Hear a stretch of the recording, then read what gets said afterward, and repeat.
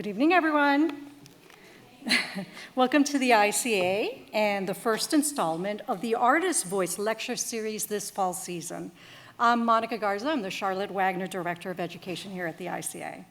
And I am thrilled that we are kicking off the year with 4 wonderful artists featured in the 2025 James and Audrey Foster Prize exhibition. As many of you here already know and probably agree, the artists are all talented individuals whose work looks absolutely fantastic in our galleries. And I thank them all for accepting my invitation to participate in this public program. And many thanks also to my wonderful colleague, Assistant Curator Tessa Bachi Haas, for organizing this lovely exhibition. And of course, I'd be remiss if I did not thank James and Audrey Foster. Jim and Audrey have been friends and supporters of the ICA and area artists for many years now. And it was in 2006 when the ICA opened this building that Jim and Audrey generously endowed the exhibition and prize, making this year's exhibition its 10th iteration. And I wanted to share with you a list of all the artists that have been represented in the,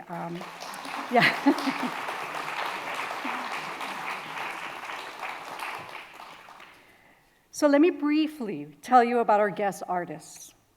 Alison Croney Moses.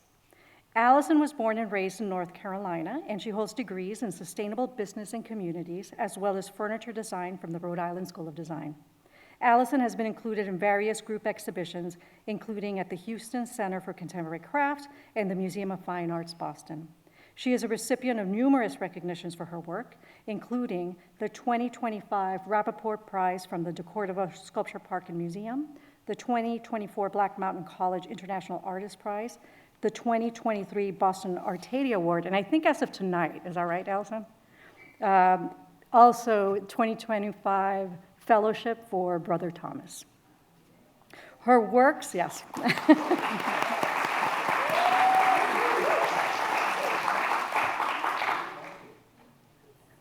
Alison's works are in the collections of the Detroit Institute of the Arts, MFA Boston, Smithsonian American Art Museum, MFA Houston, and the Fuller Craft Museum, among other venues. So thank you, Alison, for being here. Yorgos Efthymiadis is an artist and curator who works in photographic media. In 2015, he created a gallery in his kitchen entitled The Curated Fridge to celebrate fine art photography and connect photographers and established curators, gallerists, publishers, and artists from around the world. He has had solo exhibitions in Boston and the Griffith Museum of Photography in Winchester, and has been included in several group exhibitions nationally and locally, including at the Danforth Art Museum in Framingham, the Somerville Museum, and the Photographic Resource Center in Cambridge. Earlier this year, he received a grant for creative individuals by Mass Cultural Council and was recently awarded a Collective Futures Fund grant. Thank you, Yorgos, for being here. Damien Hoar de Galvan was born in Northampton and studied behavioral science and art at the School of the Museum of Fine Arts, Boston, and Green Mountain College in Vermont. He has exhibited in group exhibitions at the Utah Museum of Contemporary Art, the Schoolhouse Gallery in Provincetown, and has had several solo and group exhibitions at galleries in New York, Seattle, Santa Barbara, LA, San Francisco, and across Massachusetts. So thank you, Damien, for being here. And last but not least, we have Sneha Shrestha, aka Imagine, completed her graduate studies at Harvard University. She has had a solo exhibition at, is it called Acon Gallery in New York, and participated in group exhibitions in LA, Chicago, Austin, and Kathmandu. Her recent honors include the acquisition of her sculpture by the Harvard Art Museums, a public art sculpture in Queens commissioned by the New York City Department of Transportation, and also the Rubin Museum, and also the commission of a 20-foot sculpture at the Isabella Stewart Gardner Museum. Shrestha is the first contemporary Nepali artist whose work was acquired into the MFA Boston's permanent collection.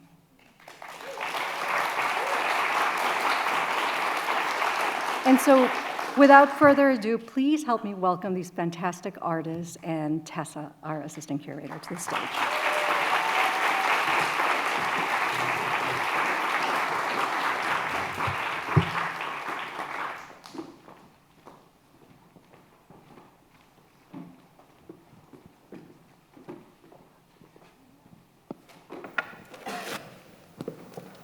Thank you. Thank you so much, Monica. First, I just want to start with a note of gratitude to the many folks who made not only this evening, but this exhibition possible. Thanks to Nora Abrams and Jill Medvedow, our current and former ICA directors, formidable, incredible directors. Thank you to Ruth Erickson and Jeff DeBloy, I think Ruth is here tonight, for their incredible mentorship and leadership within our department, and also guidance towards this amazing show, which they both have previously curated iterations of. Thanks also to past Foster Prize curators Dan Byers, John Andrus, and Randy Hopkins, who were generous enough to meet with me and impart some great advice about this process. Thank you to our exhibitions team involved in this show, including Tim Obetz, Charlie Crowell, Liv Beal, Emma Blades, Janet Moore, and Dan Lemire, along with the art handlers who installed all of the work. Thanks also to Angela Torchio, the museum's principal designer, who always makes our shows look so beautiful. Thanks to our education and production team for making tonight possible, and folks across the museum who made this beautiful show as special as it is upstairs.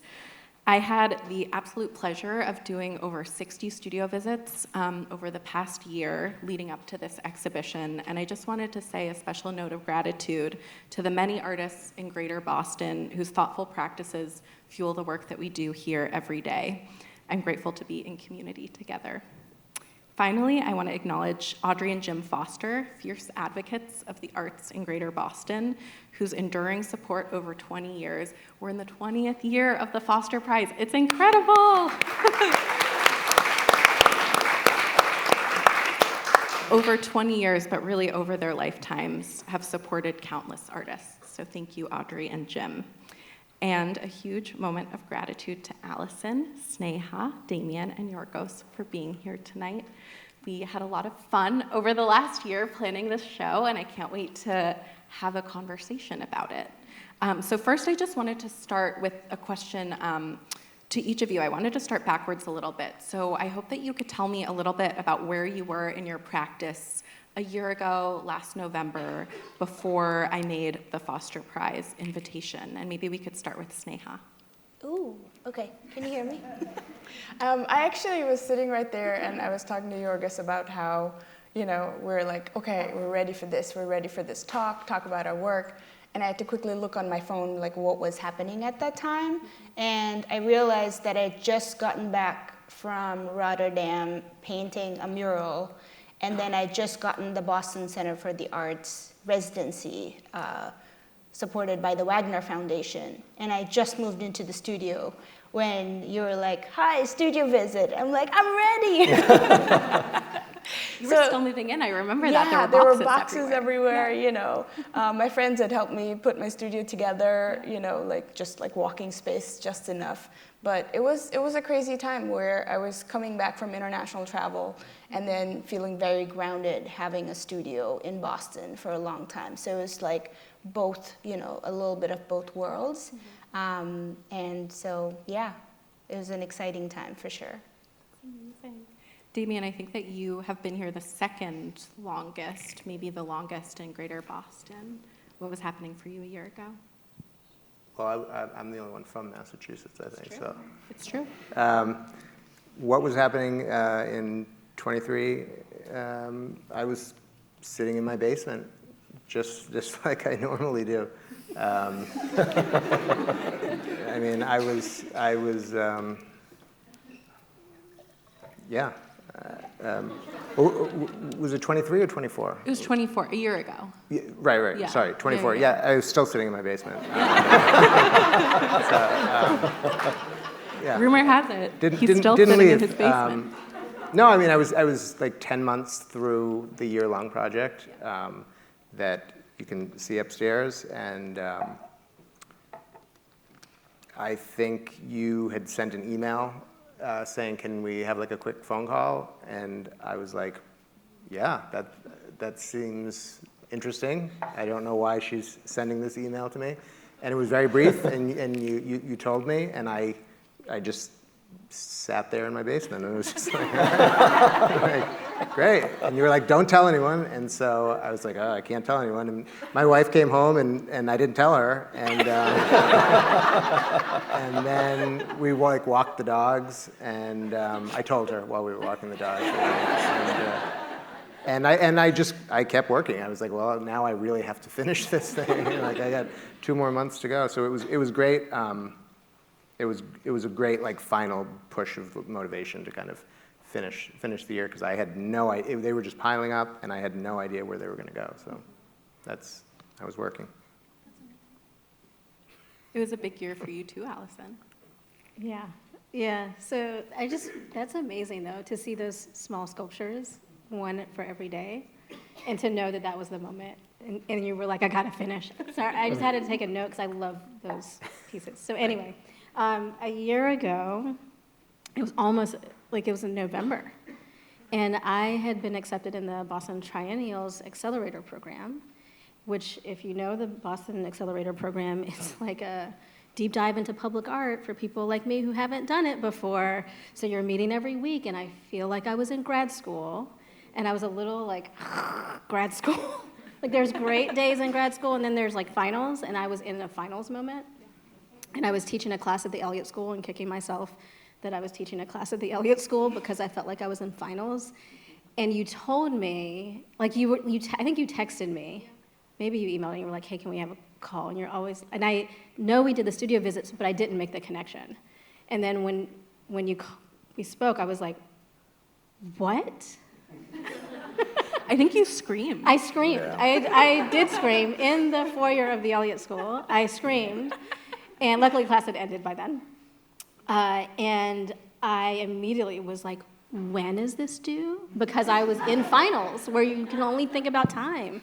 And I was like, what do I have to do by when? That was where my brain went. And then I asked before I got off the phone, can I tell my husband?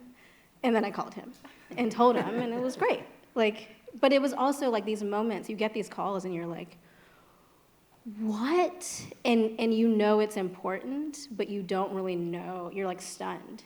And all you can do is like, okay, I have this secret, and I have to start making things with this intention. And you're like, hopefully it'll work out. And it did. And it did, yes, absolutely. Yorgos, my friend, my neighbor. Oh, yeah. I screamed too. So, yeah. So a year ago, I had a show at Gallery Caiaphas. When for the first time I exhibited The Lighthouse Keepers in full. And after that, I went to Greece to keep photographing this series, which I'm going to complete next year. So when you told me that, I want to do a studio visit, I'm like, sure, like, come on over. Like, I don't have a studio, but you're welcome to my house. So I opened up my portfolio and I showed everything to you. And I didn't think much of anything. And then at some point, I saw that you had, you were a curator, guest curator at Cambridge Art Association. And I said to myself, okay, she seems to like my work, so why don't I apply, and send some work there? And you gave me first prize, and I was like, oh, she really likes my work. So then I said, okay. Then during the opening reception there, you told me, oh, I'll call you tomorrow because I have something to tell you. I'm like, okay, sure. And I thought it was like 9 or 10 a.m. and my partner was taking a shower, and I received your phone call and I started screaming. The dog started barking. Will was like, what is happening? So yeah.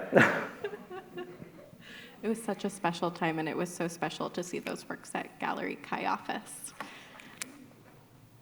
So I want to get started with a question for Alison. So I hope that you could tell us a little bit about your process. What goes through your head while you're making the works? It's a very meditative process. I remember we talked about during a studio visit, and there's a very particular wandering that happens. Yeah, so, trained as a furniture maker, I go through this process of like planning to some degree, but the artist in me kind of takes over, and I can't plan that far. So I get all the lumber, I'm in my studio, and I have 6 to 8 hour days, and there's a flurry in preparation, and then I'm like cutting and sanding and fitting and gluing, and it's long periods of time. I put on audiobooks or podcasts, depending on how, like if I want to go serious, I do podcasts. If I want to go, fiction, I do fiction. And it's like playing in the background, and I'm just thinking. So these works, what ended up coming together, because for me, I don't really know what's going to happen in the spaces. But what ended up coming together are pieces that are really about being in relation with each other, in community with each other on a very personal level, and then kind of in a larger scale. If you want to think about being in community with each other in the now, in a family, or past, present, future kind of community. And so that shows up in these pieces. This piece in particular is called Friendships, so it's very directly thinking about people in my life and the friendships that I have, and calling them and being like, what are your favorite colors? Can I figure out how to make this work in this piece? But some of them, there's a piece called When We're Together, and I had just gone through a trip to see my sister and my niece and nephew, and it's chaos when the cousins get together, and I was really thinking about that chaos that happens because it was very positive and also very stressful for me, like in my body.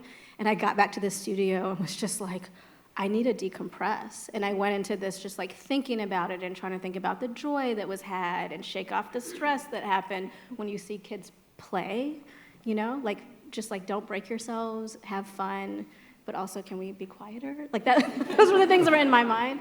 So I'm thinking about those things, and really, when we talked about it, those pieces ended up being a portrait of these particular people that I feel like the relationship is also universal to other people's experiences, but it's coming from a very personal experience of mine.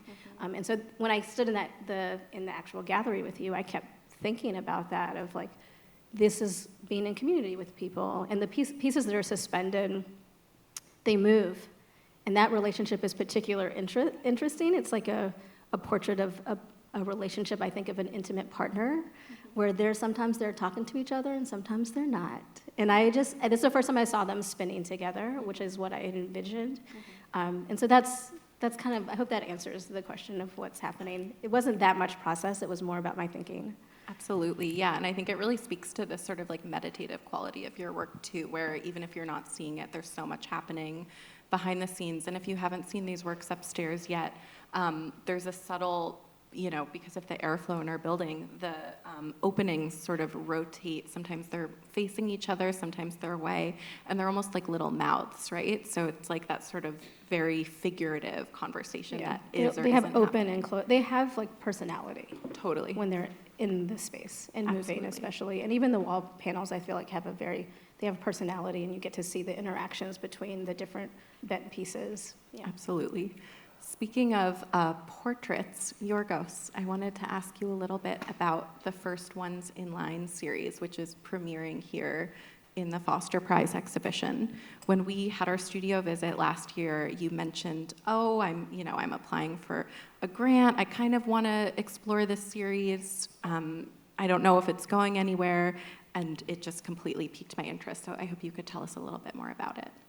Sure. So before I immigrated to the US from Greece, I worked in the service industry for almost 10 years. By coincidence, my partner here is a union organizer with Local 26, and he's organizing workers from hotels and around the area. And Cafeterias too. yes, like art school yes, exactly. cafeterias, yeah. Sorry, my English sometimes it's just, yeah. So I walked on to many strikes and rallies and interacted with a lot of union members, and we developed kind of a relationship with many of them. So this is how it started, basically. Generations of photographers have made beautiful portraits of workers, like on the job, wearing uniforms, on the picket line. Mm-hmm. And I wanted to showcase something different a unique perspective, their individuality, and portray the quiet parts, like where do they live, the workers at their home, how they live with their families, and because they overcome incredible obstacles to get here and be able to start their lives here. And something I want to say that during my 14 years here in the U.S., I have never felt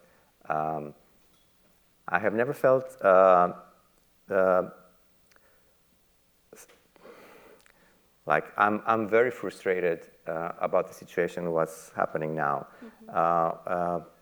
Families are getting separated, and workers are getting snatched on their way to work, and people kind of retreat in their houses, like in fear, and shut their doors behind. And especially immigrant workers are becoming more invisible than the way they were before. And now I want to bring everyone, to bring this into light and find workers that instead of retreating, they want to fight. They want to be there for everyone else and to be the first ones in line. I want to stay with this for a minute because it's really important what we're talking about here. These portraits that you've made, they were born out of these personal relationships that you've had with friends of yours and Will's, Will being your husband.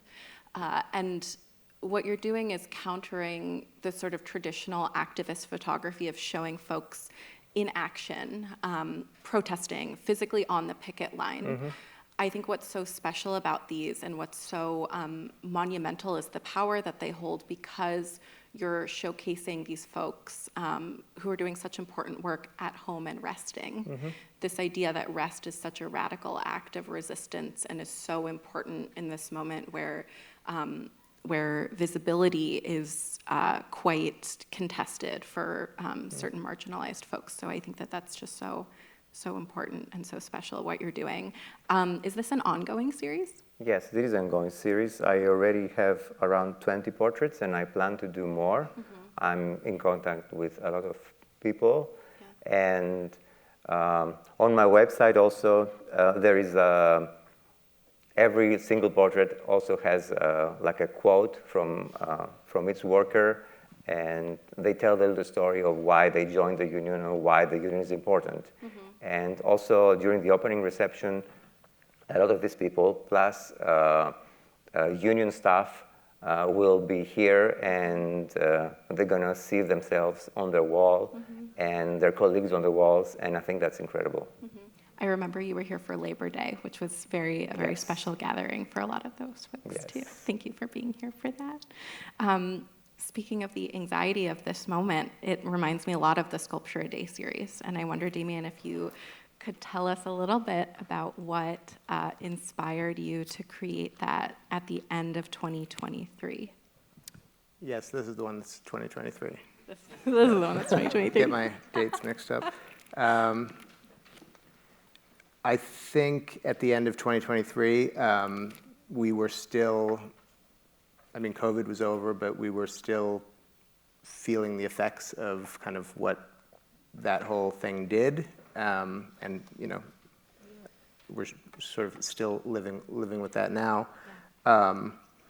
And I have a young teenage daughter who was in 4th grade when the pandemic started. And it was terrible for everyone, but with children, socially and educationally and all of those things, it was rough. And then suddenly we were into middle school, and that was rough as well. And so there had been a few rough years at home, and then I was looking forward into 2024 and thought, well, this is going to be another wild year because this is the world that we're living in, and there's a big election, and you just never quite know what is going on in the world, and we all have these little lovely devices in our pockets that keep us on our toes at every moment. So I had a therapist once tell me that the only thing you can control, is yourself or your work. And so I, somewhere in probably late December, thought I'm gonna, I would see people do drawing a day projects or writing, daily writings, things like that. So I thought I'll just try to make a sculpture a day, not initially thinking this was gonna be, what it would result in at all. And I thought they would even be probably smaller and quicker. They ended up taking up way more of my time than I expected. But yeah, it was I'm sort of allergic to meaning with art, my art, but maybe all art in certain ways. But this work, kind of is about control, I think, and time, control and time, I would say, and what you can control, which is very little. I mean, you can you can't really control anything other than yourself. You can't, even your dogs or your children. These things are all sort of out of your control, and so. This sort of bricolage, method that I kind of work with, of what's available and the material, kind of found material, bought material, color that's, usually I only use color that I don't have to get up. I'll just, whatever's closest, I'll grab that tube of paint or something. You just play weird games in your head as you're going, but. That's it. It was just how can I make it through this year? And initially I would tell people I'm not probably going to finish this. This is too daunting, or life's going to get in the way. But it kind of gained its own momentum as the year went on, and I stuck with it. And I don't know. I feel pretty good about it. I think it looks like I imagined in my head. And we went over many variations, and I think we ended up at the right one. And so, I don't know. I think so too. I love too that it's amazing to hear about what the process meant for you, because at the museum it's really taken on a life of its own. Earlier this week I noticed that the visitor assistants at the museum started wearing these pins. I see a couple of you right there. These pins with their birthdays and a photo of the sculpture that marks their birthday on their lanyards. All right. I learned that just recently. I haven't had a chance to tell you that yet. So No, you did. if you're upstairs, say hi to RVAs and ask them when their birthday is. I wonder if you could also speak a little bit about this bench, which was a new work that you made for the exhibition. Here we go. Yeah, I mean, I had made one other bookcase sculpture like 16 or 17 years ago, in which I just ran to my studio with like these massive bags and pulled my arms out of the sockets because I seemed to have to carry all the books at once. I'm not really sure why. But so I had done something like that before, and when you proposed, building seating, I was like, yeah, I don't really like that idea. I remember. Because I'm not a very open-minded person, and then I thought about it for a minute, and I was like, someone from a museum is asking you to build something, like that would be a good idea, and so I said, yes, of course, I would love to do that. Yeah, that sounds great.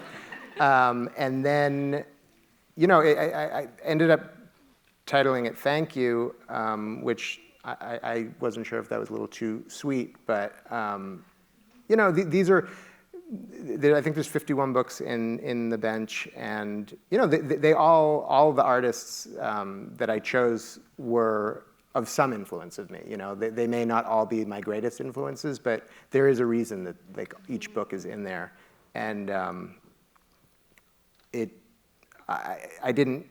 I just sort of started building it. I didn't have a sketch or anything. It just sort of kind of grew, and I would send you pictures along the way, and hoping you would heart it or at least thumbs up it, maybe. And you did. You were very positive, and I don't know. I think it worked out.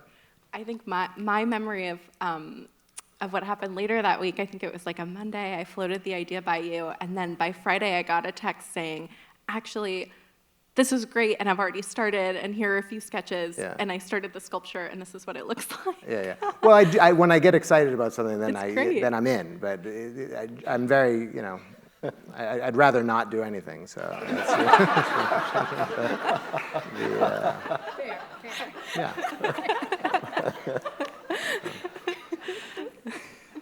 Well, speaking of new work in the exhibition, Sneha, you made a monumental amount of work. You created your first indoor mural of this scale.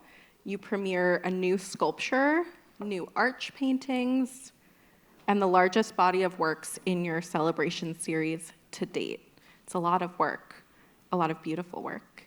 Much of this is born out of your collaborative practice, and from the beginning, I remember after our initial studio visit, there was this amazing team that you work with who, I think a couple of them, I don't know if Anton and Jane are here tonight, I think I saw them in the back, but your work is so much born out of a collaborative practice and working with a team you trust, and I would just love to hear a little bit more about the role of community in your work and larger practice. Sure.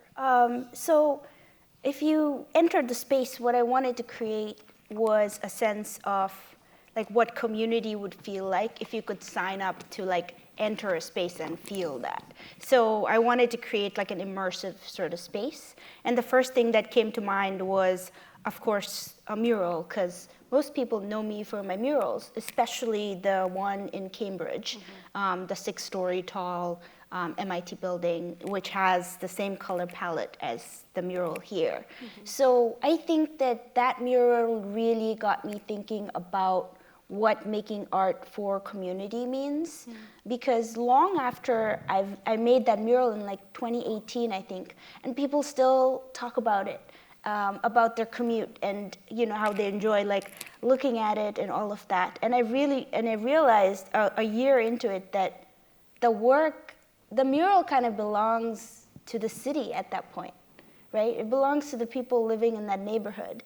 And I feel like a mural that is a successful mural would do that. And I didn't have that answer before that moment.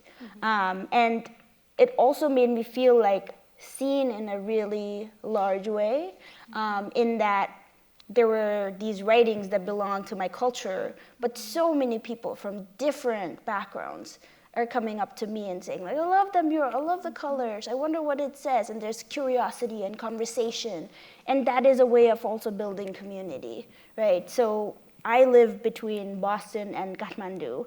Kathmandu was where I was born and raised, and my family still lived there. So being part of both cities is very important to me, and it kind of just comes through in my work in sort of these natural ways. I think the Boston parts come in a way where you want to feel like you belong in a space that you would not, otherwise have. So how do you create space of belonging? And I think the mural, I really needed to put a mural that felt like really large and like immersive in that space. And I think the community aspect in the work also comes out in the sculpture that you see that's floating in the space. The sculpture really represents protection. A lot of times in Nepal, we have these sacred structures that are made out of gold. Either they're temples, either they're archways, and they're always decorated by this ornamental fabric around. And so I knew that I wanted to create some sort of like an umbrella shape that would feel like protection, because we use that a lot in our like sacred festivals and like parades that we do. And so I thought, how can I bring this here in this space in a way that, you know, I can speak about it and then people will sort of feel that presence. I'm also sort of exploring the idea of what happens when you bring sacred elements from various cultures into contemporary spaces. Does that create a sense of refuge for people in this sort of secular way? These are things that I'm, you know, thinking about. So to build it, that was a whole different thing, right? So it started with the fabric, where like you see the red and gold fabric in the sculpture. And these fabrics, each community in Kathmandu, in the neighborhoods, have like a few tailors that make this for the local temple. And so I grew up around this local temple in my neighborhood, where the fabric would always, you know, be there, no matter what the state, it would change over time. And I thought, and I talked to my mom and I said, hey, who makes that fabric? It's, you know, and she was like, oh, this guy down the road who makes our blouses, like this blouse I'm wearing. I'm like, oh, okay, let's go and like see if he'll make some for us. And so he had so many questions for us, you know, like, what is it for? Like, you know, which temple? And I was like, well, I'm building something that's not, you know. And so I packaged, like I had a bunch made by him, packaged some, brought it back. And later, when it came time to make the sculpture, I'd done enough prototypes where I called my mom and I was like, Mom, you need to go to that guy and like, can you ask for like 15 feet of this, you know, like, you know, the whole measurements for it. And then the next part was like building this, right? Like it's made out of powder coated steel. And I have some very special friends at Black Hat Labs in Somerville who's made all my sculptures till date. Very talented engineer and fabricator, my friend Anthony, who helped create this. And so once this was made, and so the patterns are made by tracing my handwriting. And so once it was made, it was time to attach the fabric to the sculpture. And so I had my fabric, I had the sculpture, but I didn't know how to attach it. Turns out it needed to be sewed in a way where it would attach perfectly to the fabric and it would drape perfectly too. And I have really good friends, my friends Jane and Paul, who are like my really like just my heart. And they were like, oh, this needs to be sewed. And I was like, I've never sewn a button in my life. I don't know how to sew, guys. And so they were like, well, it's pretty simple. And so I sewed one part and I showed them the next day. We have these like brainstorming sessions where I'm like, this is what I'm thinking, what do you think? And we're very honest. And we're like, and then my friend's like, I don't know. And I was like, I don't know. I looked at YouTube and like, this is how they sew. And she was like, I don't know. And so then came Auntie Teresa, my friend's really good auntie, who is a master seamstress from Hong Kong. And she said, I'm going to call Auntie. She's going to do a great job. She's going to know how to deal with this. Because it was not just fabric. It was like this acrylic piece that attaches to the sculpture. Yeah. And I was like, okay, please call Auntie. And so next thing I know, I was leaving for another show in New York or somewhere. Yeah. And then my friend was like, don't worry, I called Auntie. And she did an amazing job. I see photos, and it's beautifully done. So at the end, we have this sculpture that made its way, like birthed from Nepal, local tailor in Nepal, my mom, and then we brought it here, and we brought it together with like my community of friends and family. And so, you know, I really think my community is my superpower. Without them, I really couldn't do, I could do it, and this is what my friends say. I always say I couldn't have done it without you guys. And they say, you could have done it. But in my mind, I always feel like, but I couldn't have done it as well. And if the work is about being seen in a way where you want to be as authentic as possible to your culture, to your community, I couldn't just choose one side.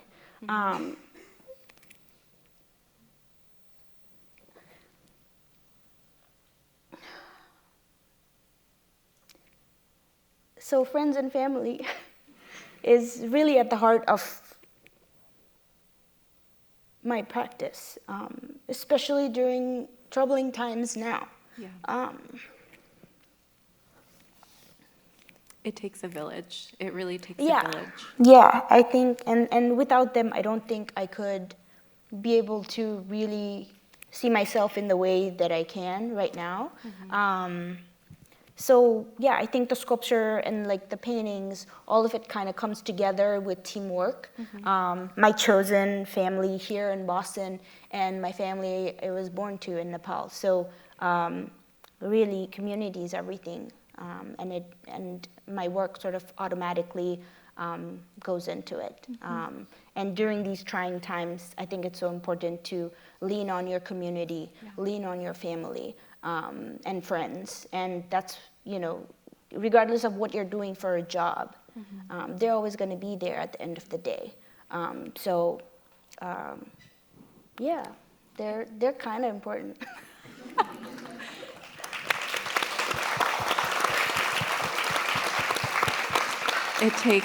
It takes community, it takes a village, it also takes a really good auntie to make it happen sometimes. Shout out to aunties. Okay, I'm gonna ask one super quick question before we open it up to the audiences for all of you, which is, it's my curveball. What surprised you the most about this process, whether it was the individual works that you made, how the works ended up in the exhibition, or all of us working together in various ways over the past almost year now? Can I go? Of course. Well, when I entered the space and I saw Alison's work, and it's just like an open space, and you just enter there and you are like in awe of what's happening around you. You just admire everything, and then you go into the other room, and it's kind of like a religious, like a community, people looking at you. And then you enter Damien's room, and it's like opens up, and it's like colorful, and everything is like a playground. And then you go to the community room, to the religious space, and it's just, I don't know, it's like big congrats to you. It's yes. Oh my gosh, it's all of, really, No, all of please. all of you. Yes. Whoever designed this exhibition, yes, I don't know. It takes a village, you guys. Yeah, exactly. It's done really well, like the layout. I want to second that. I think I guess the surprise of it is you don't know what it's going to be like until it is all up. That is the biggest surprise. So we all make our work. We've seen the pieces in our studio.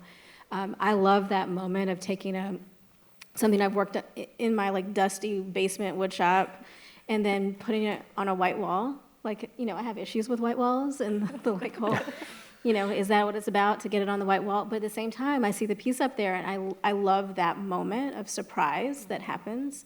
But for this, it was all four of us working on a similar timeline. We didn't see the works before.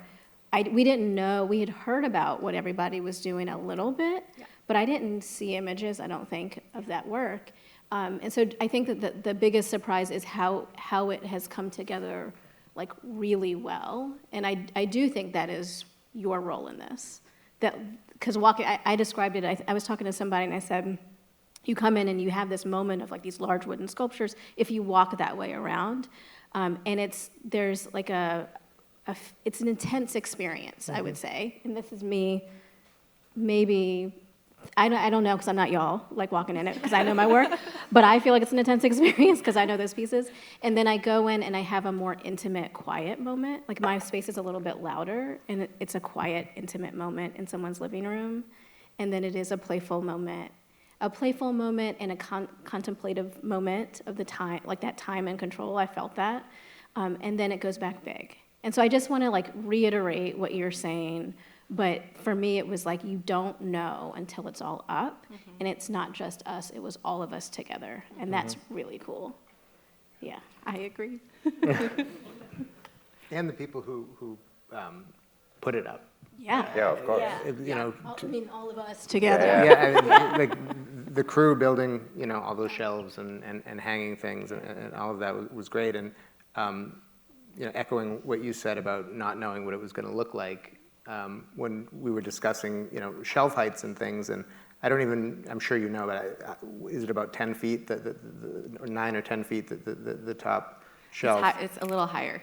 Yeah. Yeah. I mean, I told you, I went and measured like the side of my house with a tape measure, and I was like, no one's going to be able to see this work. I mean, it's going to be so high, and the pieces are so small, and so that was a worry. And when these things are manufactured, the shelves and they're installed, then once they're up, they're kind of up. Yeah. And so it was like, we didn't know, and I don't think, you didn't know, and I didn't know, and No. And then you texted me like, this looks really good, and I was like, all right, that Yes, makes me feel that better. is Heart. I really love the flat one that you're like, Well, yeah, sorry. I mean, I was there watching them build the shelf every single day Yeah, they while did a I was great job. painting the mural in the other room. Yeah. And it's such a grueling process, and everybody was coming Yeah. together to, not just your room, but like each room had a team working on, Yeah. making our vision kind of come to life. So here, this huge group of people, including us and Tessa, trying to make something come to life that we haven't seen in real life. And Yes, it's a that's- pretty magical experience.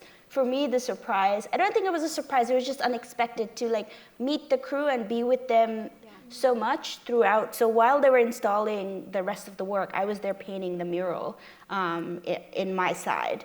And it was really cool to like interact with the crew too. They're so intuitive, they care so much about the work.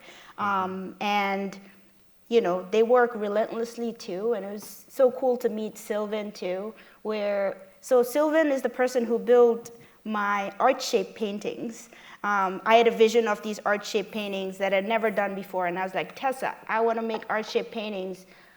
And she was like, wow, sounds amazing. I was like, I don't know who can make it. I don't know how to make these painting shapes. I can paint, but I think it would be really important to have these art shapes in the space. And she was like, next day she texted me, I know somebody. He's actually part of the ICA team. And so I was like, wow, okay. And so sure enough, Sylvan builds me these amazing art-shaped paintings. And then we had a moment where the paintings were hung. And he finally got to see what, the paintings look like. Mm-hmm. And it was a really cool moment, where it was not just my painting, but it was somebody from the team who built it for me to make that happen. And there's another way of like people coming together. And I'm sure if he'll have me, I would love to continue working with him, and what a cool connection. Totally. Yeah, I feel like that sums up the Boston art scene in a nutshell. It's like everyone knows a person, Speaking of, I would love to open up questions to the audience. There's going to be one mic on either side. So if you have a question, just raise your hand and someone will pass you a mic so that everyone can hear. I think we've a couple up front. Thanks, Kevin. Thanks, Danny. We can kind of see can you see the audience? A little bit. A little a little bit, yeah. A little bit. I have a question for Alison. I was curious if you could speak to, or like if there was any reason behind the choices of like the walnut, maple, and cherry for each of the pieces. Yeah. So the easy answer is the walnut. I've been working a lot with walnut, I would say, for the past year and a half. More and more walnut shows up, and it's because it looks like my skin color. So I love walnut. I worked with it back in college as well.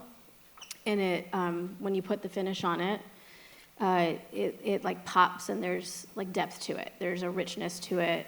You can get kind of purpley, reddish, yellowish. And I think it just mimics skin tone really well. I think about that a lot in all of the wood choices that I use, whether I'm trying to mimic or call attention to the connection between wood and humans, or whether I'm purposely not. The cherry and maple pieces, I can't remember where that veneer came from, whether I purchased it or gifted it. Some people give me veneer, and so I try to figure out what to do with it. And I'll say, you know, like I made them and I was like, this is an experiment. Like those two pieces were very much experiments. And they were not calling to be walnut. So I made them in something else. And here we are. And I was like, oh yeah, this works. And I love those pieces, but I do have a different kind of feel when I look at them compared to those walnut vessels. But I've made mahogany vessels, suspended vessels, holly, like so a variety of materials. And it's kind of fun to see like what they do, but then I keep going back to walnut. Thank you. There are a couple other questions in front. Go ahead. Hello. First, I just wanted to thank each of you so much for your incredible work and sharing it with us, both the artist and the curator. It was an absolutely incredible exhibition. I'm sure everyone here agrees.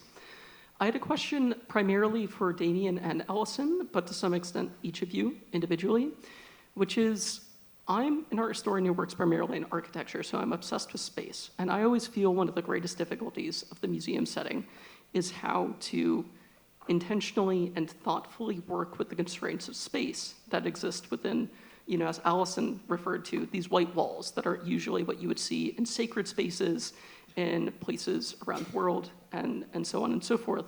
But one of the real triumphs of this exhibition, I thought, was how thoughtfully each space felt curated and how memorable each different space was, both in its thematic and aesthetic construction. So for Alison, one thing I was struck by is this installation work here, not just the way these wooden pieces spun on the string, but the way they interacted with the light was really striking for me. It really accentuated the movements of the piece, and it really brought out this idea of a conversation happening between each of them because of the way the light was working on the wall. And I was wondering to what extent these decisions were thoughtful, to what extent light was considered when you were making this work, and how you and the curators thought about the construction of space in this manner.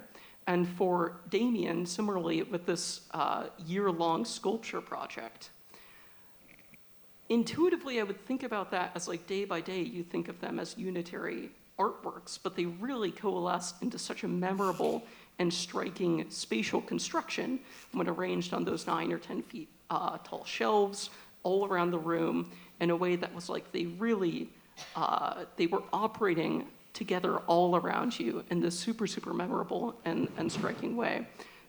So for both of you and for the curators, I'm interested to hear how this construction of space, of this way of really thoughtfully working against the constraints of the museum setting manifested in the conversations about these artworks. Me? Take it. Take it. Well, I mean, first off, we were given set space, you know, so we had to work within that. And early on, Tessa had told me, you don't have to put everything you've ever made in this, you know, relatively small space, because I would have, you know, there were things that were edited out at the end. You know, there was a lot of work to fit in a small space, you know, and so I think Tessa was integral to helping me figure that out, and we did go through a bunch of different variations of shelving before, you know, this is like the most basic, simple, and I think best, and we went like all around the world first, and then ended up like where we were like, oh yeah, this is right.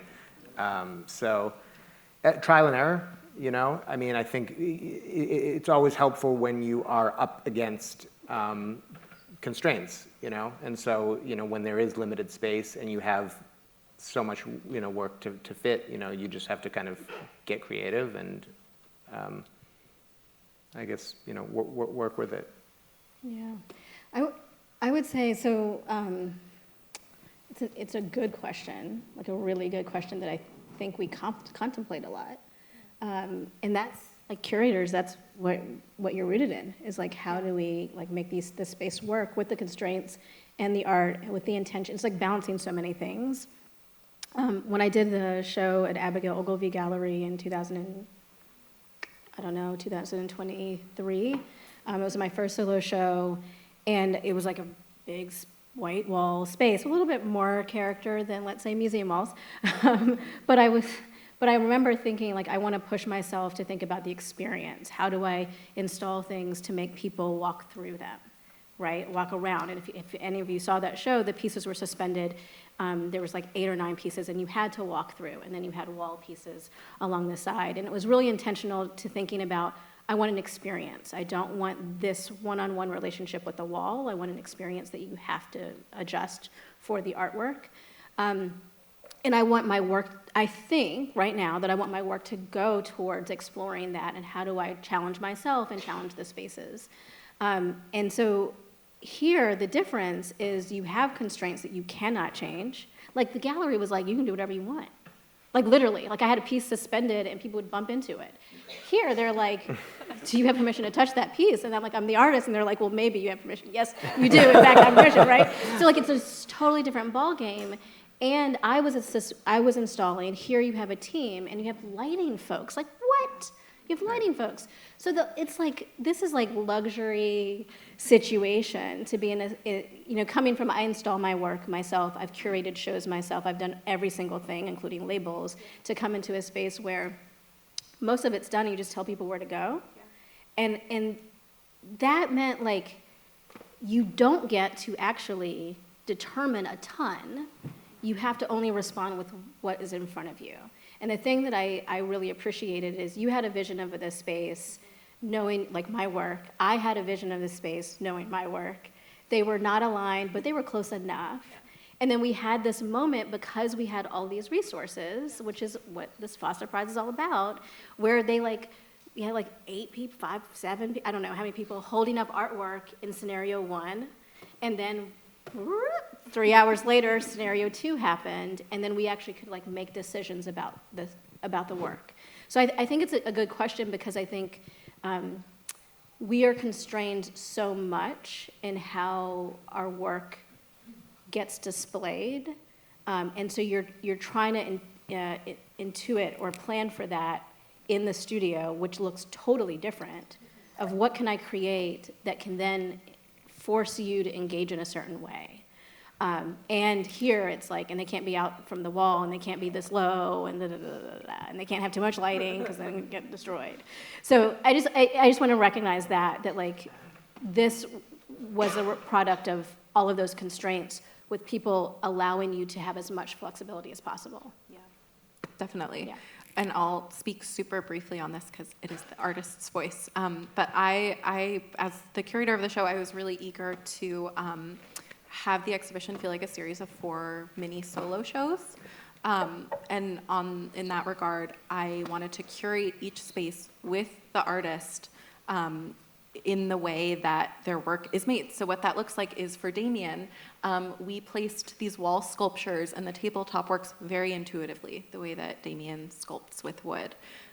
For Alison and for Yorgos, we thought a lot about portraiture and thinking about giving each space or each work, putting them in relation to each other, but also each giving them their own moment to sort of have that moment of appreciation and recognition. To breathe. Exactly. Yeah.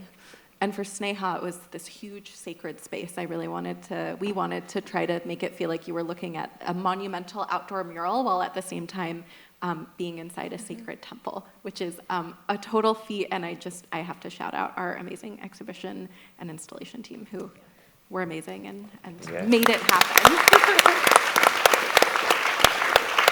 I think we have time for just one more question this evening. Well, again, thank you all. I feel like this time of year has become my favorite time of year at the ICA, and I'm really excited about coming back, and each one of you creates such an incredible space to navigate from. I have a question for all of you, but I'd really like to ask Imagine a question. I guess I'm really fascinated that I feel like a centerpiece of your room is a mural, and that's something that will be painted over when your show ends. And also, I would think preparing for a museum show would be something that you'd want to have all the time in the world to get ready for. And the idea that you chose to walk into the ICA just with intuition and create something live, I feel like is a huge risk. And I was wondering what your goals were and what you want the reward to be or the reason to take that chance. Sure, that's a really good question. So all murals, in my experience, have a tight deadline because creating large murals takes so much resources. A lot of times I'm traveling, so the people who have commissioned me to do the murals will give me a certain amount of time, and all the equipment and everything is rented for that time. Also, I want to paint as much as possible, so it's like you paint here and then you paint there, you know. But the idea also comes from like the spirit of street art and graffiti, right? It's time is of the essence. You can't be there for a long time. And you also want to do the best work because you know people are going to see it. You also know that that art might or might not be there the next day. So I think, you know, all of that sort of came together for this ICA mural, and I wanted to do it how I know how to do it, which is show up to the space and, you know, let me know how much time I have. All right, this is what I'm thinking, and just, you know, please let me have my space, and, you know, we'll get it done. So, yeah, I think it really comes from my practice, and at this point, I feel confident that I can deliver something within a certain time, and there are parts that are out of your control, and that sort of is part of the game. So, like, a lot of, like, the large brushstrokes weren't planned. It sort of, you know, comes about as the mural is, like, finishing up. So there's some planning, but a lot of it is intuitive brushstrokes. And then the fact that it's temporary and not permanent there forever, I think it sort of speaks to a lot of practices of like spiritual living cultures in that like nothing is forever, really. Everything changes all the time. And I think it's that acceptance too. And then again, from street art and graffiti culture, like your piece might not be there the next day, someone might paint over it. And so I think once you create it, you kind of let the city have it.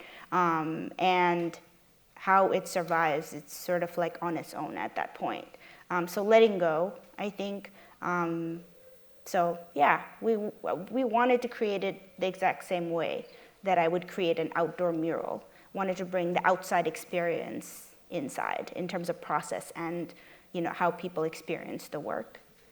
Does that answer your question? Very much so. Thank you so much. Yeah, of course. Thank you, Alison, Damien, Sneha, and Yorgos so much for being with us here tonight. I hope that we can continue the conversation with the community reception on stage here after. And just please join us for our future programs as well if you are upcoming here on the screen. Thank you.